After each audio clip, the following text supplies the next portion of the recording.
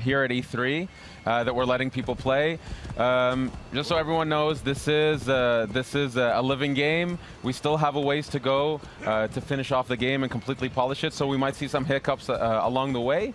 But we fully assume that. We're super proud to be here to show it off. We've been working a long time on this, and it's finally exciting to be able to show it and have people play it and send us feedback. So here we're gonna go. Carl is gonna show off his skills. His gazelle rustling skills. Yeah, his gazelle skills. And here we're gonna start with a camp. So these camps, these are military locations. He's gonna use Senu, right? That's right. Senu. Senu she's is a beauty. Yeah, she's a beauty. She's a great scout. So right now, Carl's using her to tag the enemies, but also tagging opportunities in the camp. Now, the question might be, why would someone infiltrate such a location outside of quests? So there is a quest that actually takes place here. In the demo, we've disabled the quest so that we can focus on the world and what happens with the world. Later on, there's going to be more streams with quests so that we can kind of spread the love, the content. But for now, we're just kind of cutting loose in the open world and going to see what is in store for us here at this camp. Now, with the tagging, I'm noticing, one of the new features here is that levels are popping up over the enemy's heads as you are tagging. So what can the player read into those levels as to what kind of challenge they're going to face? Yeah, so by going a lot more action RPG, what's happening here is that right now Bayek is level 20 and he's facing off against enemies that are at an equivalent challenge. And so this would be considered a fair challenge fight in this part of the world. And we'll see that as, we'll see later on, there's another camp with enemies that are level 25. And you'll see that the feedback's slightly different. This is to really clarify to people, levels matter, gear matters. Taking on higher level enemies, it's doable. But they're tougher not only in stats, but they're also tougher in behavior. So the higher level they are, they have more capacities, more abilities, stronger weapons. So you might want to think twice before taking them on, or get some better gear, or just light your arrows on fire. Yes. Ooh. Apparently. What are you doing there, Carl? I think I'm going to cause a little bonfire down here. Why not? Because it's not hot enough. Yes. Just a little more warmth from the bonfire. Speaking of which, my feet are on fire. We are in the middle of the sun it is, right it here. is really hot out We here. suffer for your entertainment, viewers. This is the live streaming equivalent of method acting. Is Bayek is warm right now. You think that hood is like keeping him cool? That hood is warm, and I will say for the fans out there who. Oh, the lion's attacking the horse. Attacking the horse. He's got a snack on some horse meat. Well, it is a distraction. He's been caged up for a while. So that's something that we fully embrace in here. So all the NPCs of the world, all the humans, all the animals, they have a full life in the world. They have needs, they have wants. Animals, they hunt, they sleep, they find shade. So in this case, this lion has been captured and been put in a cage. And at this point, it becomes an opportunity for the player.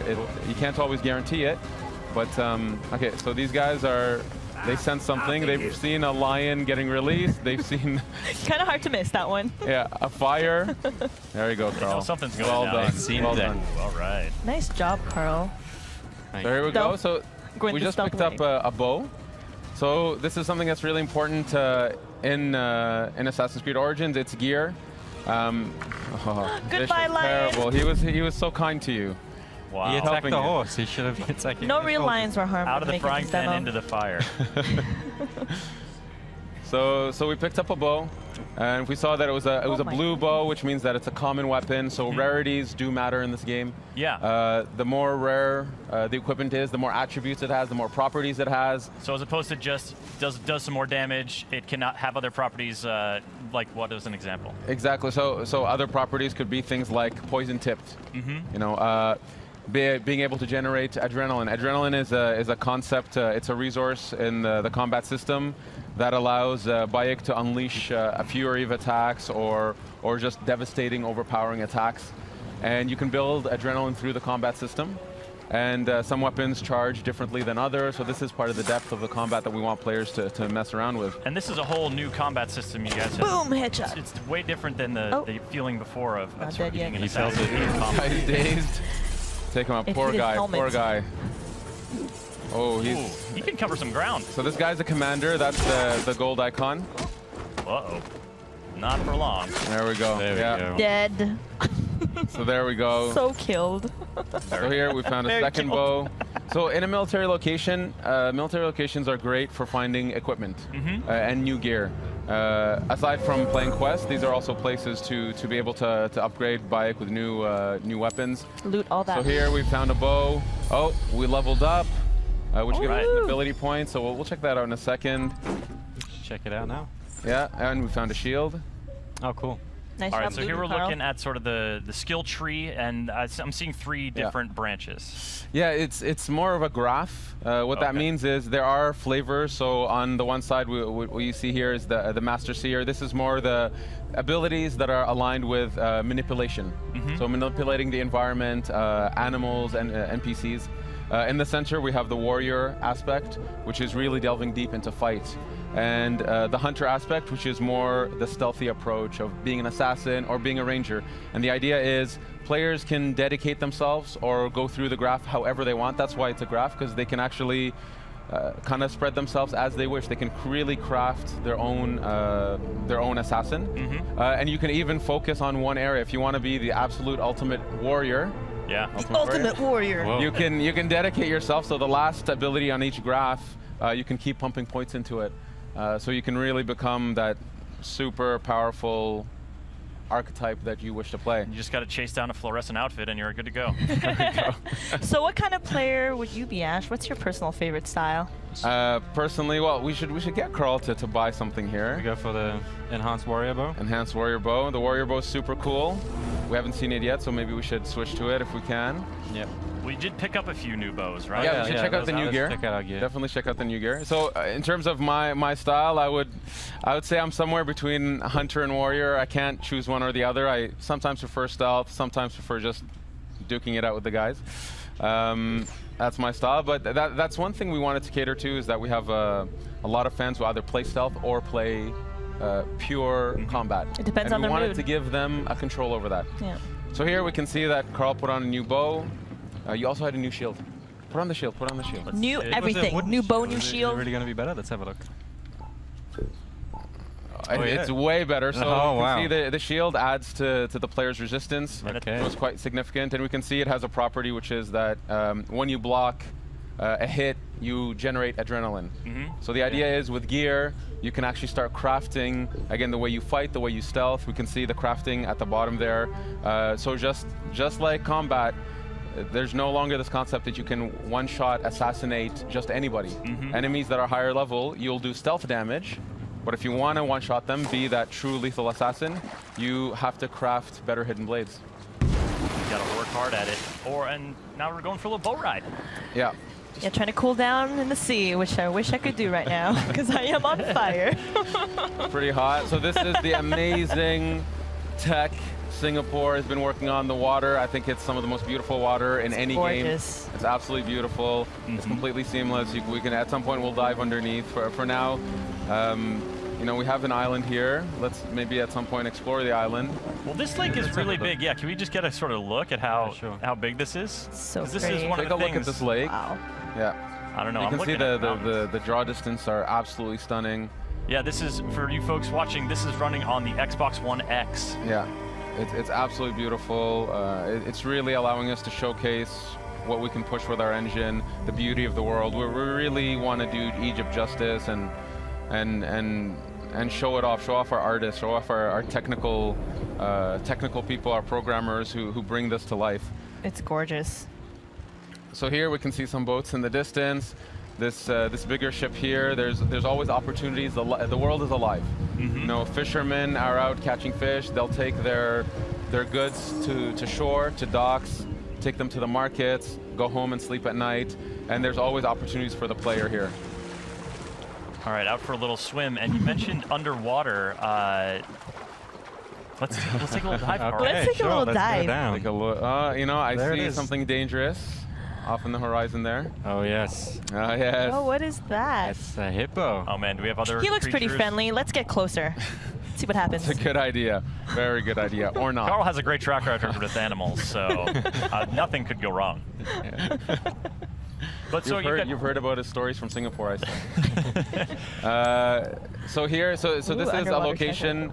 The reason there's loot here, the question might be, why is there loot here? The reason there's one here is actually this island. It's where the Ptolemies, so the guard force, they use this island as a way to stop, to take a break, to actually refill on some of their stocks. Yeah, and so here we can see there's actually a guard on the other side who's been killed by what? I don't know, but maybe the hippo. Not a hippo. No, he's a good guy. I think we should say hi. Nice dude. He's a nice dude. Oh, I got a spear. You got a spear? Use the spear. Switch to the spear. Okay, let's switch. Yeah, because that's the thing. We've seen sort of that short curved sword in action. The khopesh, yeah. But there is a variety of weapons, and the sort of the reach of the longer weapons is going to affect how you are in combat. Exactly. So we have a ton of types of weapons. So 8 melee weapons, 4 types of bows, and this is just the types. Then within them, there's levels, attributes, properties, and all that stuff. And of course, it's a completely seamless system here. We're using the bow in water. You should get in closer, Carl, and see what happens. Those birds, if Carl is good, he can shoot those birds down. I got other problems right now. I need to deal with this angry beast. They're just trying to say hi. Okay. You know? I feel like you're engaging it on its home turf. Like maybe they're slower on land. You don't want to. Oh God. And he's using the spear. Oh no! You're smacking the hippo with your spear. Oh, poor hippo. What if it's a mama? Now, you know what? Man. Now you've got him angry. He just wanted to say hi. Oh, I think if it's a mama, Carl's in even more trouble. Yeah. Keep circling it. You're vicious, yeah. No hippos were harmed in the making of this demo. No, no actual hippos were harmed in the making of Assassin's Creed. This one's being harmed, though. There we go. All right, so when you loot a hippo, what are you gaining from this beast? So, what was the purpose of this massacre? Did you ever think he would say that sentence in public? So animals. So the fauna of Egypt. Whoa. Is, okay. Just throw that guy off his boat? Yeah. Poor guy. Sorry. So this is. Sorry, buddy. There's a hippo just over there. Careful, huh? You can use the corpse as a float. You'll be fine. This is Carl style. So. Obviously, Egypt, it's very well known for its fauna, its wildlife, and we need it to represent that properly here. And then we have to say, well, it matters to the player on some level. So this is part of the progression system. So you gain materials that you would use to craft some of your gear. So that's. Oh! You're just a shit starter, aren't you, Carl? It's military. It's all right. These are military dudes. Put He's on fire now. Okay. Ooh, fire on a boat. That's a recipe for disaster. I like it. Oh, the fisherman's coming in dangerously. Oh boy. Is someone else mixing it up over there? There we go. Oh, now the boat's on fire. It's coming for me though. He knew that his boat was in trouble. I better leave. Just leave him to tread water. Yeah. So you know what? If the situation was slightly different, I love how this guy's just along for the ride. He's just in front of you, like, what is happening? Yeah. The guy's just chilling. The thing is, Bayek is a Magi. They are protectors of Egypt. They're protectors of the Egyptian way of life, and Egyptians have a high respect for Magi's, and they go to them for help. This is actually feeds into the questing system, actually. So, as a Magi, he respects them. He's gonna let him take his boat for a ride. You do you, Bayek. You do you. Set boats on fire. I like it too, because he's not like, obviously the boat's important to that dude. Like, it's probably his livelihood. He's like, look, man, you can take this wherever you want, but I need it when you're done. Yeah, just be sure you bring it back in one piece. For a bit. He'll even wait a bit. Eventually he'll leave, but he'll wait a bit for now. He's watching me carefully. So courteous. Like, so hey, in case you need a getaway vehicle, I'm here, bro. Exactly, exactly. So here, this is another military camp, but this one's slightly different. This one's a wharf. Here, what we wanted to show is just what it's like to take on enemies that are much higher level. So here we'll see some guards. So there's some in the front gate there. So level 25, you see that the badge is red, which is kind of telling the player, yes, you can try. You can try. Try your best. Take a run at him. Give it a shot, but it's going to be a very difficult fight because you're not at their level just yet. Eventually, by going through quests, by completing locations in the world, you will level up enough. So I would recommend just trying. Carl, what's your plan here? Are you going to take on this challenge? Let's. Oh, this guy's. Oh, he looks vulnerable. So let's try a headshot. He's alone. Let's try a headshot. See how much damage it does. Oh goodness, it's not going to do a lot. He's going to swat a fly. Yeah, he is. Oh, he is tough. Yeah, tough. Just a little scratch. Yeah. Get up on him. All right, got the spear. Working it in close quarters. And come on, get him, Carl. Oh boy, here we go. I believe in you, Carl. You can take him. He can take him. Honestly, he can do it. Carl's been practicing. He's very good at the game. Oh goodness. Yeah, look at that one hit. Like a stun almost happening. Is that a heavy hit that I'm? Oh, dear Lord. You get an F for effort. It's okay. Yeah, 2 hits from me. Okay. So look, the game is live. This is, you know, this is real gameplay. Exactly. Yeah, we take you know, we take games very seriously in the sense of you know, we want this to be the representation of the game as it is. We want players to see where it is today. So yes, in a demo playthrough, Carl died in front of everybody. Killed. But I've learned my lesson. You don't have to rub it in, Ash. In front of everybody. I've learned my lesson, and I'll just keep moving on. The level 25 is too high.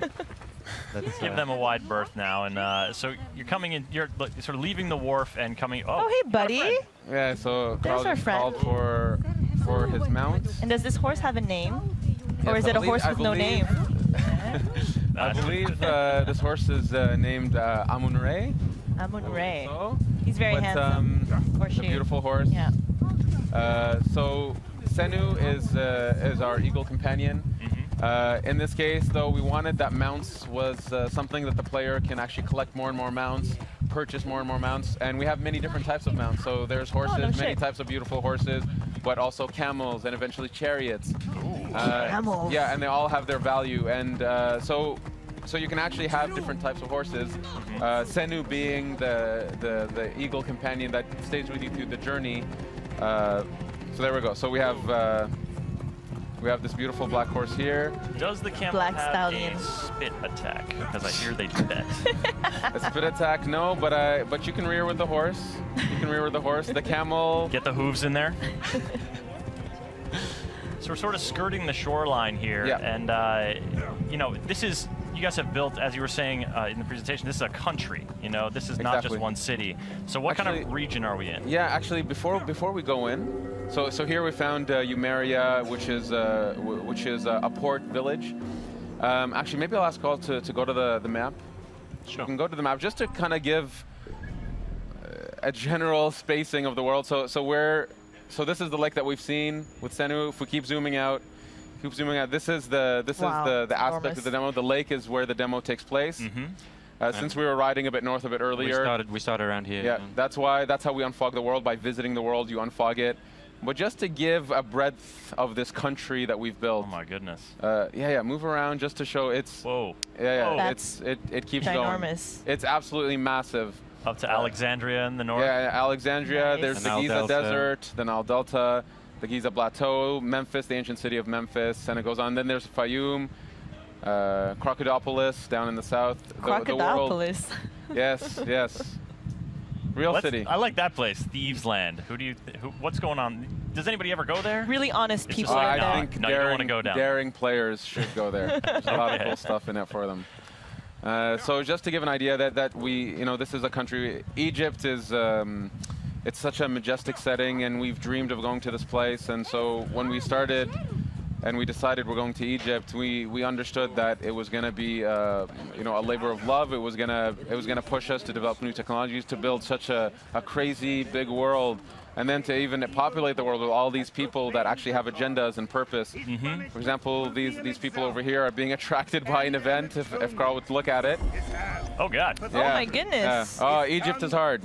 Egypt, it was a tough life. Place. Let's investigate. Priest, what has the boy done to deserve this? This has nothing to do with you.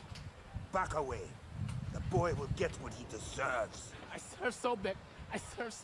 I am a slave. Boy, what are you accused of? I was charged with ferrying 2 gold Sobeks to Crocodilopolis. Just out of port, my ship sank by the lighthouse. I almost drowned.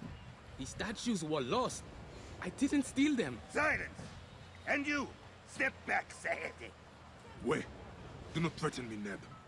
I am a Magi. If the boy speaks the truth, I will find your gold Sobex. If he lies, he is yours to deal with. So here we got a little bit of a taste of Bayek's personality and his attitude towards these masked priests that abuse their power. And this is a side quest.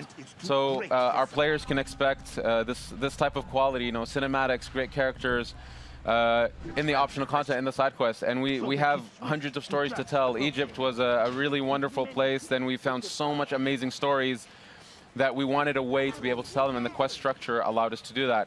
But again, we're saving the quest stuff for other streams, for YouTubers out there. So so for now, we'll continue with playing through the world. Shenanigans. Yeah, if you folks are just joining us, we're playing Assassin's Creed Origins on the Xbox One X with Ash and Carl from the Assassin's Creed Origins dev team. I'm Chris, this is Hanny, and we'll be doing this for about 10 more minutes, so stick around. We've got plenty of open world stuff to show you and some explorations here as Senu scouts out some more locations. So, she's a good girl. So here, actually, I'm going to ask Carl to not stealth this one. The reason we're showing these different locations, different camps and warps is actually we wanted to show a bit of stealth, we want to show a bit of fight, so I'm going to ask Carl. All right, well, what do we got in our arsenal here? He needs to earn some redemption. Oh, yeah, okay. He needs to earn redemption. This time, win this one, Carl. Okay, let's give it a try. For the Okay, here I come, out the bushes. Are you going in with the spear? I'll just shoot him in the chest first, wake him up. Good wake-up call. There we go. Nice. Okay, all right, all right. Nice dodge. Come on, Carl. Redeem yourself. Boom. Nice job so far. At some point, just to show the one more hit and he's dead. The versatility of the fight. You can take out your bow. There we go, dynamically in the fight. And, oh my God, headshot. Bravo, bravo. All right, now is he close to filling up his adrenaline meter here? Yes. It seems like that might be helpful. It's getting there. This dude. It's getting there. I'll try and use it on the big dude. He is humongous. There we go. Okay, just get in there. Unleash. There we go. Okay. Oh boy. Oh boy. Okay, here we go. We're gonna see Carl. Oh. Oh, yeah. Yes! Nice. Impaled. Very good. Very good. That was Oh, you done good, Carl. Oh, no. Oh, Through the boy. throat that time. Nice. Nice job, Carl. You killed Thank you, thank you. All right, now give us a little broader context. Who are these dudes that Bayek is dispatching with such panache? So this is we're in the era of the Ptolemies. So these are Ptolemaic guards. They work for the people that Bayek is going after, and when I say going after, effectively Bayek is unraveling a mystery, and he doesn't know who these characters are that he's after, and so he comes to this place. He's actually looking for a contact to gain some info to lead him to eventually his targets, and these are the Ptolemy guards who work for these people. Bayek, being an Egyptian, a Medjay, he doesn't have a very good alignment with these people. They represent, they represent really the evil forces that are destroying his homeland. So anyway, so these are the people he's after. This area of the world, just to say, if we take a look around, yeah, Carl, this is a beautiful shot of the world. Carl, give us a slow pan here. So this is well, actually, there's a reach high point, so we can get a better view from there. Yeah, so we're gonna do a viewpoint. We'll do the viewpoint. Just for a sec, we're seeing, you know, some serious climbing here, a hallmark of the Assassin's Creed franchise, but that rock didn't have any like obvious handholds on it. Like, what's the approach to climbing in Origins? So the climbing, actually before we synchronize, just to look around. So pretty. So the climbing in Origins, it's so first we've revamped the controls, the fluidity of the character. We've gotten a lot of positive feedback already from the people who've played the build that feel like the assassin is really responsive, listening to them, doing what they want.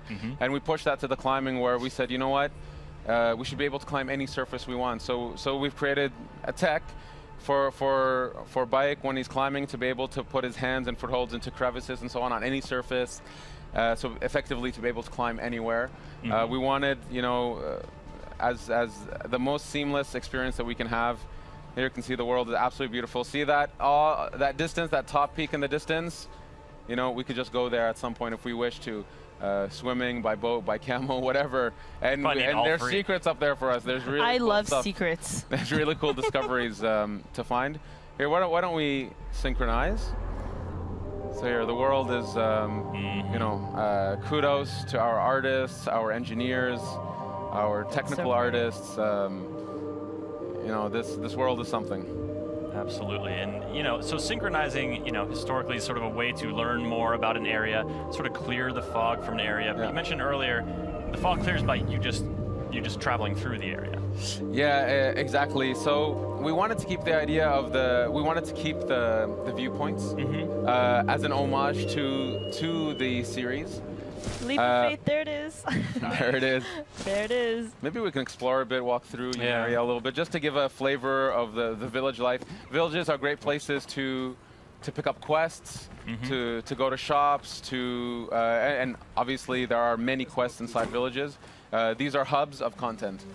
But anyway, so we're in a red zone right now. Carl will now show us the fleeing technology. Yeah, I'd recommend fleeing maybe. Or you can fight. He's feeling strong from his last encounter. Yeah. Yep. He's digging that. Real confident. Mixing melee and now we're busting out the warrior's bow here. That was a skill we unlocked earlier. Oh yeah. Good point. Switch to the warrior bow. So the warrior bow, it's effectively our shotgun bow. He shoots 5 arrows at once. There we go. Oh my God, deadly. Bravo. Beautiful. Very efficient. It shoots 5 arrows at once. So when we talk about attributes and properties, you can actually find bows that you can actually have more arrows on them. You can set them on fire by default. So this compound here, it's actually part of a quest. Don't want to ruin the quest for people, but this is somebody's home that's been, let's say, confiscated, and Bayek will eventually have to help those people. Oh, it's a porcupine. That's a lot of arrows, but you can recover. It looks like you're recovering that. Yeah, you can pick up your arrows. And that ranged combat, that focus on sort of, Assassins have had ranged weapons in the past before, but with the bows in Origins, you guys are really trying to expand that. Yeah, it's a full-blown third-person shooter on that element. It's we really wanted that the playstyles we push, so range combat, melee, stealth, that this stuff feels authentic, and if you just want to focus on that the game will fully support it and will go deep into that. So we've really pushed ourselves to develop these gameplays. The shooting feels great. The bows feel amazing. And there's a bunch of bows we haven't shown. There's the Predator bow, which is kind of like a sniper. Can we talk about the cat? There's a little my God, there's a cat! This is such a great way to wrap this up. Like, we just saw a cat in ancient Egypt. Come on, in ancient guys. Egypt, and you know what? Cats are very important in ancient Egypt. Can you pet it? So here, look. So see, okay, look. So systemically, as I said, animals really live in this world, and so this cat has, for some reason, an affection towards Bayek. He loves you, or she. Or she's sticking around. Reciprocate. Look at, she loves them. She loves them. Carl, As I said, we've put a lot of effort on animals and their needs and what they do in the world. Yeah. I love that she appeared near the end of this stream. This is amazing. Fantastic moment. Yes.